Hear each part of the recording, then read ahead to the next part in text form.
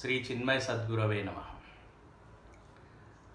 सामवेद के छांदोग्य उपनिषद में एक बहुत ही सुंदर कथा आती है, जिसमें बताया गया है कि एक ऋषि थे जिनका नाम था आरुणी।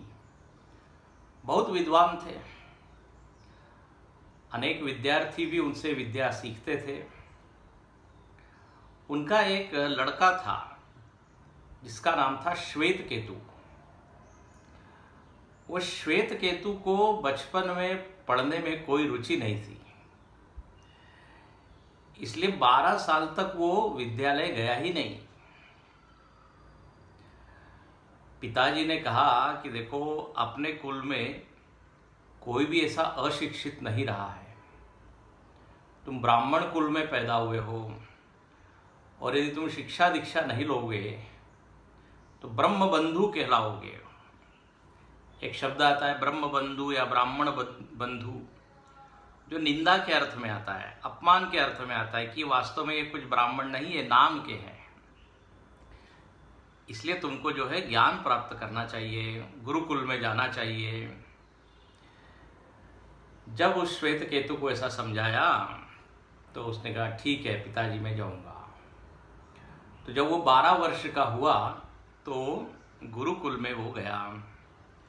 अब प्राचीन काल में तो आज के जैसे स्कूल कॉलेज नहीं थे, गुरुकुल हुआ करते थे, जहाँ गुरु के सानिध्य में रह के विद्यार्थी शिक्षा दीक्षा ग्रहण करते थे और गुरु उनको बड़े निकट से देखता भी था। तो गुरुकुल में वो गए और 12 साल तक उन्होंने वहाँ पढ़ाई की, अध्ययन किया। 12 वर्ष के उपरांत वो वापस घर आए। अब लेकिन हुआ ये कि उन्होंने जो ज्ञान प्राप्त किया, उस ज्ञान का परिणाम ये हो गया कि उनमें बहुत अभिमान आ गया। वैसे तो ज्ञान की प्राप्ति के बाद विनम्रता आनी चाहिए, क्योंकि लिखा है विद्या ददाति विनयम, विद्या से विनय की प्राप्ति होती है। विद्या विनयेन शोभते। किसी के पास बहुत ज्ञान हो लेकिन बड़ा घमंडी हो तो लोग उसको उतना आदर नहीं देते, बोले अपने आप को मालूम नहीं क्या समझते। तो यह श्वेतकेतु थोड़ा विद्वत्ता के अभिमान से भर गया और उसने जो है पिताजी को प्रणाम तक नहीं किया, बिल्कुल अविनीत हो गया।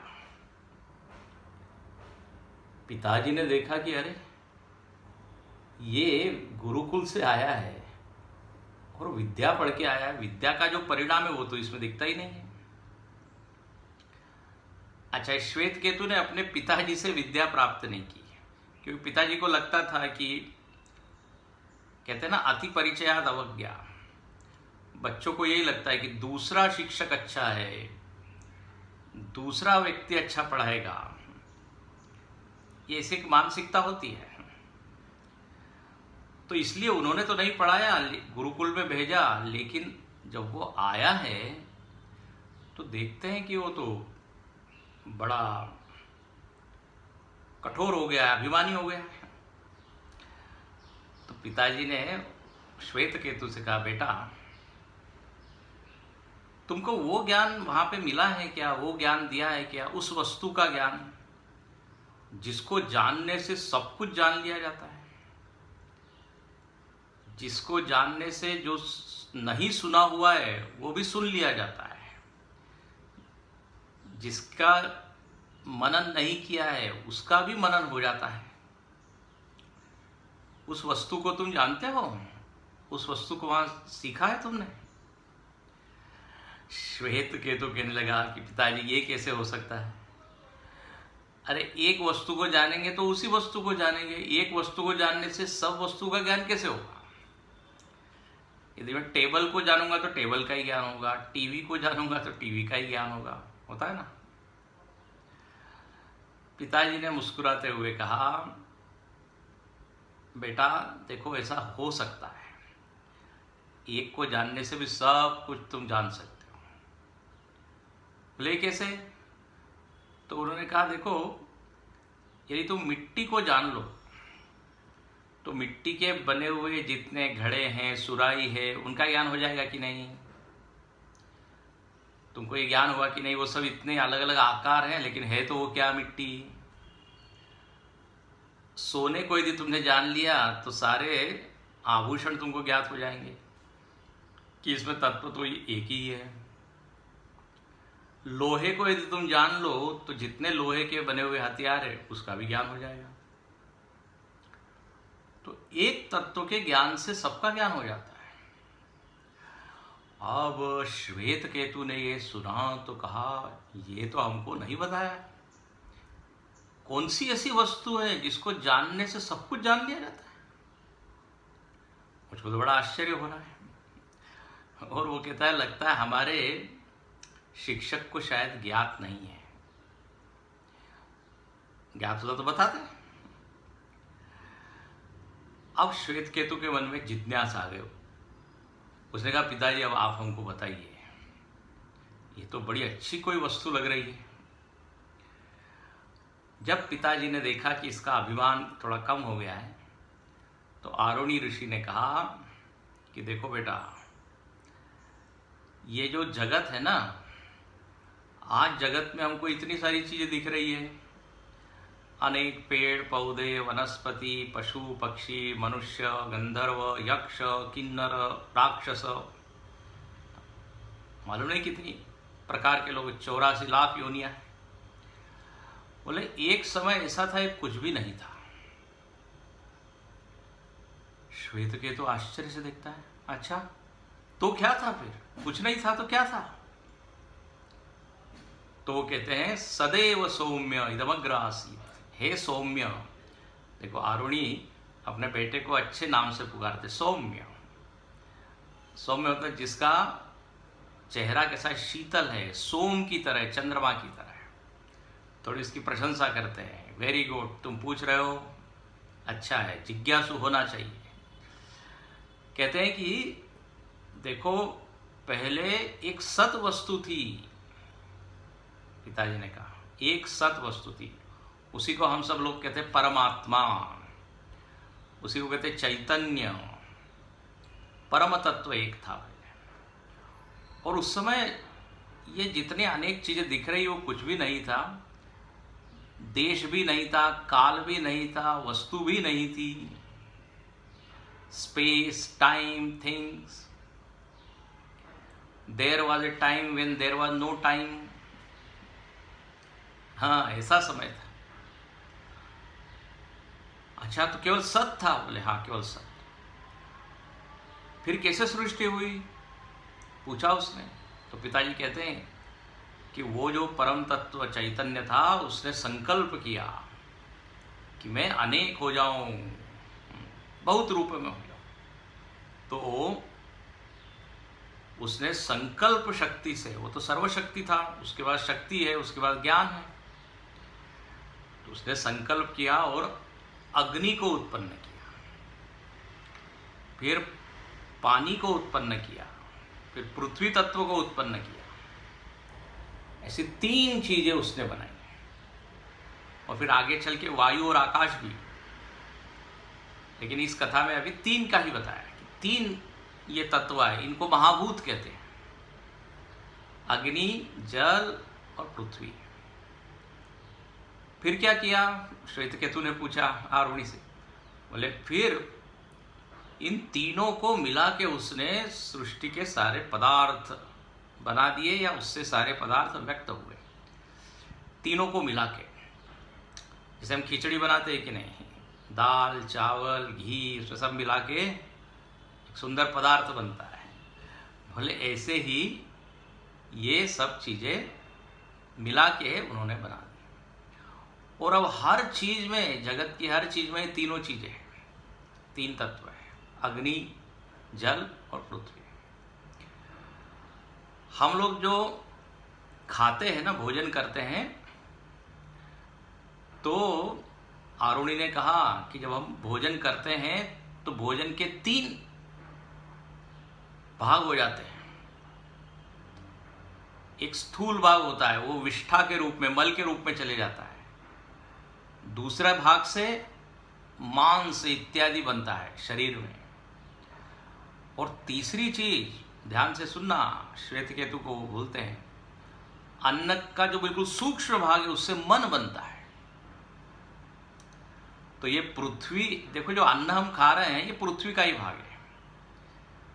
तो जब अन्न खाते हैं तो 3 भागों में बढ़ जाता है, स्थूल, मध्य और सूक्ष्म। स्थूल मल के रूप में चला जाता है, मध्यम से मांस इत्यादि बनता है, और सूक्ष्म जो भाग है उससे मन बनता है। हो, ये सुन के आश्चर्य हुआ उसको। बोले अच्छा, मन और अन्न का संबंध है? हाँ। बोले इसके बारे में और बताएंगे? बताइए। आरुणि कहते हैं आपको और बताएंगे आगे। अभी एक और बात सुनो, जो जल तत्व है ना वो भी हम ग्रहण करते हैं। तो जल तत्व से क्या होता है, उसका जो स्थूल भाग है वो तो मूत्र के रूप में चला जाता है, जो मध्य भाग है उससे रक्त बनता है, खून बनता है, और जो उत्तम भाग है उससे जो है प्राण बनता है। ओ, तो पानी का संबंध किससे है? प्राण से है। हमको जब देखिए भूख प्यास लगती है और थोड़ा पानी मिल जाए तो शांति हो जाती है। तो इस तरह जल के भी 3 भाग हुए। श्वेतकेतु ने पूछा अग्नि के भी हुए क्या 3 भाग? बोले हाँ, अग्नि तत्व का जो स्थूल भाग है उससे हड्डी बनती है, मध्यम भाग से मज्जा, मैरो कहते हैं उसको, और जो उसका सूक्ष्म भाग है उससे वाणी बनती। वाणी, वाणी का संबंध किससे? अग्नि से। इसलिए अंग्रेजी में कई बार बोलते थे ना, फायरी स्पीच, जब बहुत जोश से भरा हुआ भाषण दिया तो बोलते फायरी स्पीच। कभी कभी हम कहते हैं अरे इसके मुंह से तो आग बरस रही है। अच्छा, अब हम जब बोलते हैं तो हमारा गला भी कैसा हो जाता है? उष्ण हो जाता है, गर्म होता है। तो अग्नि और वाणी का संबंध है। तो इस तरह ये तीनों भावभूत का संबंध अपने जीवन से है। श्वेतकेतु ने फिर याद कराया, कहा पिताजी आप कह रहे थे अन्न और मन का संबंध है, अन्न का सूक्ष्म भाग मन बनता है। बोले हाँ। बोले इसको कैसे समझे? तो ऐसा कहते हैं, वो जो आरुणि ऋषि थे उन्होंने उसको 15 दिन भूखा रखा। कहा तुम 15 दिन कुछ मत खाओ, कुछ मत खाओ, थोड़ा सा खाओ जिससे तुम जीते रहो। अच्छा, 15 दिन वो श्वेतकेतु बिल्कुल उसने कुछ नहीं खाया, उपवास किया। अब 15 दिन हो गए, उसके बाद आरुणि ने कहा हाँ जरा वेद मंत्र बोलो, तो यजुर्वेद का ये सूक्त बोलो, ये मंत्र बोलो, सामवेद का ये मंत्र बोलो। अब वो जो श्वेतकेतु उसको याद ही नहीं आ रहा है, नहीं बोल पा रहा है, कुछ स्फुरित ही नहीं हो रहा है। फिर आरुणि ने कहा तुम ऐसा करो, भोजन करो। उसने भोजन किया। फिर पूछा पिताजी ने, आरुणि ने श्वेतकेतु से, अब बोलो। तो अब जो है उसको सारे मंत्र स्फुरित हो गए, याद आ गए, और वो बोलने लगा। तो पिताजी ने कहा देखो है कि नहीं संबंध, अन्न नहीं था तो तुमको याद ही नहीं आ रहा था। तो अन्न का संबंध मन से है। इसलिए हम सब लोग बोलते हैं कि नहीं, जैसा खावे अन्न वैसा बने मन, अन्न और मन। इसलिए ये जो हम पौष्टिक जो अन्न है ना, हमको वही खाना चाहिए। आजकल कई बार ऐसा अन्न होता है, फास्ट फूड बोल देते हैं उसको। और किसी ने कहा फास्ट फूड मतलब जो जल्दी से बीमार करे, फास्ट, जो बीमारियों का फास्ट फ्रेंड है। तो मजाक की बात है। तो अन्न के ऊपर ध्यान देना चाहिए। जब इस तरह से श्वेतकेतु ने सुना तो उसको बड़ा ज्ञान हुआ। बोले ये तो हमको मालूम ही नहीं था। फिर उसने पिताजी से पूछा कि पिताजी ये अन्न, पृथ्वी, जल ये तो सब जड़ चीजें हैं, लेकिन यहाँ जगत में तो सब लोग जीवित दिखते हैं, सब में चेतना दिखती है, तो ये कैसे क्या? तो फिर श्वेतकेतु के इस प्रश्न का उत्तर देते हुए आरुणि ने कहा कि देखो, वो जो परमात्मा था ना पहले, वही सब में प्रवेश कर गया। जितने उसने आकार बनाए थे उन आकारों में वो प्रवेश कर गया और सब शरीर कैसे हो गए, जीवित हो गए। तो आज हमको जो जीवन दिख रहा है ना, वो जीवन उस परमात्मा का ही है। वो जीवन तत्व हमारे परमात्मा में, अपने शरीर में बैठा है। इसलिए आप सब लोगों ने सुना होगा, हम सब कहते हैं भगवान कहाँ है? अरे भगवान तो आपके हृदय में ही है, भगवान यही है। तो स्वयं भगवान ने सबको बनाया और सब में प्रविष्ट हो गए। जैसे किसी कमरे में बहुत सारे आईने लगे हो ना, तो आप जैसे ही उसमें प्रवेश करते हो, 50 आईने लगे हैं, तो उन 50 दर्पणों में, 50 आईनों में आप प्रवेश कर जाते हो। एकदम 50 रूप आपके दिखने लगते हैं। आप एक ही होते हैं लेकिन अनेक रूप दिखते हैं। अच्छा, जैसा आईना होता है वैसे हम दिखते हैं। कहीं एकदम पतले दिखते हैं, कहीं एकदम मोटे दिखते हैं, कहीं एकदम छोटे दिखते हैं। तो लेकिन उसमें हम सब एक ही होते हैं। ऐसे ही एक परमात्मा ये जीव बन गया। श्वेतकेतु को ये सब सुनते वक्त बड़ा मजा आ रहा है। बोले, सब आप नई नई बात बता रहे हैं। अच्छा, फिर पिताजी ने कहा, देखो हम लोग जो है ना 3 अवस्थाओं का अनुभव करते हैं। जागृत अवस्था, फिर जब थक जाते हैं काम कर करके फिर सोने जाते हैं, तो वहाँ एक अवस्था का अनुभव होता है, उसको कहते हैं स्वप्न अवस्था। उसमें हम बहुत सारे दृश्यों को देखते हैं। सुबह उठ के फिर हम बताते भी, आज हमने ये सपना देखा। किसी किसी को बड़े भयानक सपने आते हैं, किसी को बड़े मीठे सपने आते हैं। अलग अलग अपने जैसे संस्कार होते वैसे सपने आते हैं। अच्छा, फिर जब सपना भी पूरी तरह शांत हो जाता है तो हम गहरी नींद में चले जाते हैं। उसको कहते हैं सुषुप्ति। तो जागृत, स्वप्न और फिर सुषुप्ति। तो श्वेतकेतु ने कहा, जागृत और स्वप्न तो मैं जानता हूं, लेकिन थोड़ा सुषुप्ति के बारे में बताइए, नींद में क्या होता है? तो वो आरुणि ने कहा, नींद में एक बहुत बढ़िया बात होती है।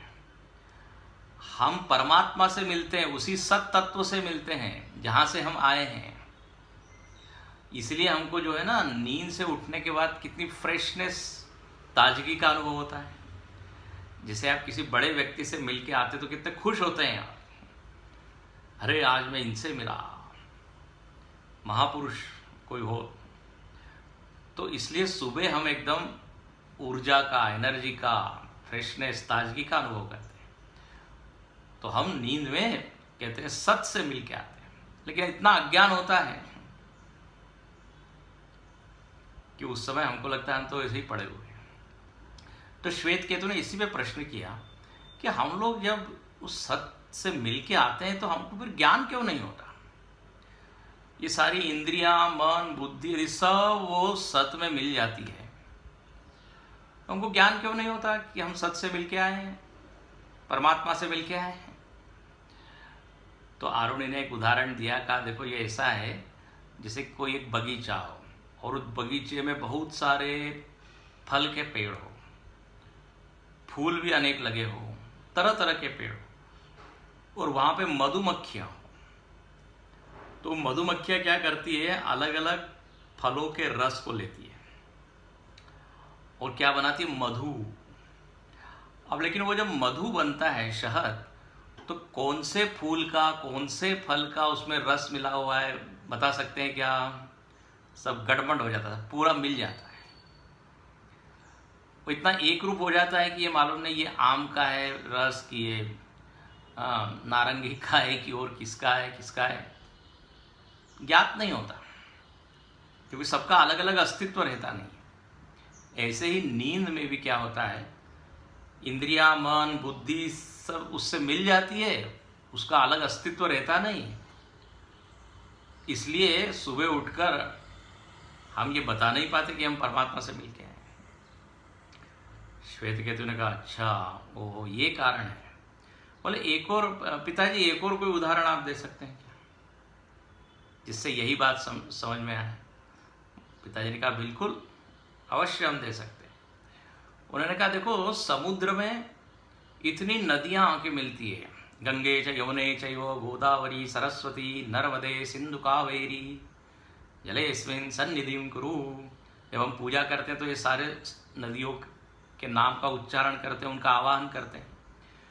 तो बोले देखो गंगा यमुना सरस्वती गोदावरी सब अलग अलग नदियां हैं, वो समुद्र में जाके मिल जाती है। अब आप बताओ समुद्र में आप बता सकते हो क्या ये गंगा है यमुना है? सब एक रूप हो जाती है, अपना उसका अस्तित्व विलीन हो जाता है। अच्छा, फिर वही समुद्र में से पानी क्या होता है, गर्मी के कारण मेघ बनता है, बादल बनता है, फिर बादल बन के वही पानी बरसता है और फिर वही कहाँ आता है, नदियों में, फिर वही गंगा यमुना सरस्वती। तो समुद्र में जैसी सारी नदियाँ मिल जाती है और हम बता नहीं सकते, इसी तरह यहाँ पर भी है। और देखो इस सारे नदियों का मूल समुद्र है, समुद्र में जाकर ही मिलती है, समुद्र में ही विलीन होती है, समुद्र के पानी से ही फिर वापस बनती है। ऐसे ही हम लोग भी परमात्मा में विलीन होते हैं, परमात्मा से ही प्रकट होते हैं, लेकिन हमको ज्ञान होता नहीं। जैसे समुद्र में सारी नदियाँ मिलती। जब ये बात सुनी तो श्वेतकेतु को बात समझ में आ गई। श्वेतकेतु ने एक और प्रश्न पूछा। उसने कहा महाराज आप कह रहे हैं पिताजी कि सब कुछ उस परम तत्व से आया है और सब वही बन गया है, तो हमको दिखता तो है नहीं, ऐसा क्यों? हमको तो दिखना चाहिए ना परमात्मा, हमको तो पेड़ दिखता है, पक्षी दिखता है, मनुष्य दिखता है। तो पिताजी ने कहा देखो आपको बताते हैं, जरा माताजी से एक गिलास पानी लाओ, मंगाओ। तो माताजी से एक गिलास पानी लाया और उसमें उन्होंने नमक डाला, नमक को मिला दिया। अब वो श्वेतकेतु से पूछा, उससे कहा कि जरा ऊपर से तुम पानी लो और चखो, कैसे है, तुमको स्वाद आता है। उसने लिया तो कहने लगा पिताजी तो बड़ा नमकीन है। अच्छा बीच में से जरा लो देखो, बीच में से जब लिया बोले ये भी नमकीन है। बिल्कुल तल से नीचे से लिया, फिर चखा, नमकीन है। तो पिताजी ने कहा तुमको ये नमकीन लग रहा है, लेकिन मुझको तो इसमें नमक दिख ही नहीं रहा है, केवल पानी पानी दिख रहा है। तुमको तो ऊपर में, मध्य में, नीचे सब दूर नमक दिख रहा है। तो श्वेतकेतु हंस के बोलता है पिताजी आंख से नहीं दिखता, वो तो जीभ से आपको मालूम पड़ेगा नमक है कि नहीं। आरुणि ने कहा बिल्कुल सही तुमने कहा। ऐसे ही परमात्मा भले ही सब में व्याप्त है, लेकिन उसका जो साधन है ना, ये साधन आँख नहीं है, केवल आँख से नहीं दिखाई देगा। जैसे आँख से तुमको नमक नहीं दिख रहा है, जीभ से दिख रहा है, जीभ सही साधन है। ऐसे ही ज्ञान से तुमको ये समझ में बात आ जाएगी कि भले ही वो परमात्मा अदृश्य है, अव्यक्त है, लेकिन है, अनुभव होगा। अनुभव करने के लिए साधन चाहिए, वो है ज्ञान। तब श्वेतकेतु को ये बात समझ में आ गई। फिर श्वेतकेतु ने एक और बात कही कि यदि अपने में वो परम तत्व है, जैसे अभी हमने देखा, अभी वो स्वयं वो बोलता है कि ऊपर नीचे मध्य सब में नमक है, तो परमात्मा यहाँ भी है, वहाँ भी है, सब दूर है। और पिताजी आपने कहा कि ज्ञान से ही जो है अनुभव हमको होगा, तो अब ज्ञान कैसे होगा, उसका ज्ञान कैसे होगा ये आप बताइए। तो पिताजी एक छोटी सी कहानी बताते हैं। बोले एक जंगल था और उस जंगल में बहुत डाकू लोग रहते थे, बड़ा घना जंगल था। अब एक बेचारा व्यक्ति जा रहा था, गुजर रहा था उस जंगल में से, तो डाकुओं ने उसके हाथ पैर पकड़ लिए, मतलब बांध दिए, पकड़ा उसको और हाथ पैर बांध दिए, उसके आंख पे पट्टी बांध दी और उसके बाद जितना धन इत्यादि था सब चुरा लिया और वो सब लेके भाग गए और उसको जंगल में ऐसे ही बंधा हुआ छोड़। अब ये बेचारा चिल्ला रहा है, कोई है जो मेरे आंख में से पट्टी निकाले, हाथ पैर को छोड़े। तो उधर से एक व्यक्ति जा रहा था, बड़ा ही कारुणिक व्यक्ति था, करुणा उसके हृदय में थी। उसने देखा इसको, अरे बेचारा ये परेशान है। उसके हाथ पैर उन्होंने खोले, पट्टी जो है आँख की, और पूछा तुम कहाँ जाना है, तुमको किधर जाना है?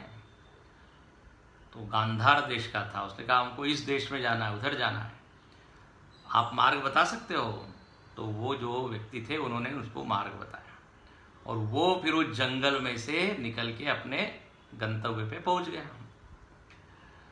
श्वेतकेतु ने कहा हाँ, ये कहानी तो बड़ी अच्छी है, अब इसका संबंध कैसे है ज्ञान से, जरा बताइए। तो आरुणि ने कहा देखो, हम सब लोगों के आँख पे भी पट्टी बंधी हुई है। हाँ, आँख पे पट्टी बंधी हो तो ज्ञान नहीं है। जब सद्गुरु अपने जीवन में आते हैं, वो क्या करते हैं? पट्टी खोलते हैं। इसलिए वो गुरु स्तोत्र में बोलते हैं, अज्ञानतिमिरान्धस्य ज्ञानाञ्जनशलाकया चक्षुरुन्मीलितं येन तस्मै श्री गुरुमूर्तये नमः, तस्मै श्री गुरवे नमः। गुरु को प्रणाम, क्योंकि वही हमको ज्ञान दृष्टि देता है, और जब ज्ञान दृष्टि देता है तो ये संसार रूपी जंगल में से हम सुरक्षित बाहर निकल जाते हैं। हमारा जो लक्ष्य है वो प्राप्त हो जाता है। नहीं तो जंगल में तो इतनी परेशानियां हैं संसार में। जैसे जंगल में कटीली पथरीली सब सड़कें, रास्ते भी ठीक से दिखते नहीं, कौन सा सही मार्ग है, पगडंडियाँ होती है वहाँ। तो फिर अनेक पशु होते हैं, हिंस्रक होते हैं, संकट आते रहते हैं। बोले इस संसार में भी सब ऐसा ही चलता है। तो इसलिए सद्गुरु की प्राप्ति हो जाए तो हमको मार्ग मिल जाता है। श्वेतकेतु ने सुना तो कहने लगा धन्य धन्य, में धन्य हो गया, आपने बहुत ही अच्छा ज्ञान दिया। लेकिन उसने एक प्रश्न किया कि जब व्यक्ति मुक्त हो जाता है तो क्या उसका फिर जन्म होता है क्या? और कौन कौन मुक्त हो जाता है? आपने कहा ज्ञान से मुक्ति होती है, तो क्या सबको ज्ञान हो जाता है क्या? और सब मरने के बाद मुक्त हो जाते हैं क्या? तब आरुणि ने कहा नहीं, दो तरह के लोग होते हैं, एक ज्ञानी और एक अज्ञानी। अज्ञानी व्यक्ति में कुछ वासनाएं, संस्कार, इच्छाएं बची रहती है, इसलिए मरने के बाद उसका फिर जन्म होता है। लेकिन जो ज्ञानी होता है वो तो इस सत तत्व से, जो उसके हृदय में ही है, वो परम तत्व, अब उसका अनुभव उसको हो गया है, तो अनुभव होने के बाद वो उससे एक रूप हो जाता है, और इसलिए अब कोई इच्छा नहीं बची, अब उसको कहीं जाना नहीं, कुछ पाना नहीं, तो वो फिर मुक्त हो जाता है। इसलिए इस सत तत्व को जानना चाहिए। और आरुणि ने जितने उदाहरण दिए, उन उदाहरणों से ये बताया कि एक ही सत तत्व है, और बार बार उसको कहा ये सत तत्व ही तुम हो। 9 बार ऐसा कहा है। हर उदाहरण के बाद बताया कि तत्त्वमसि, जिस सत्य की मैंने बात की, जिस परम तत्व की बात की, वो परम तत्व तुम हो।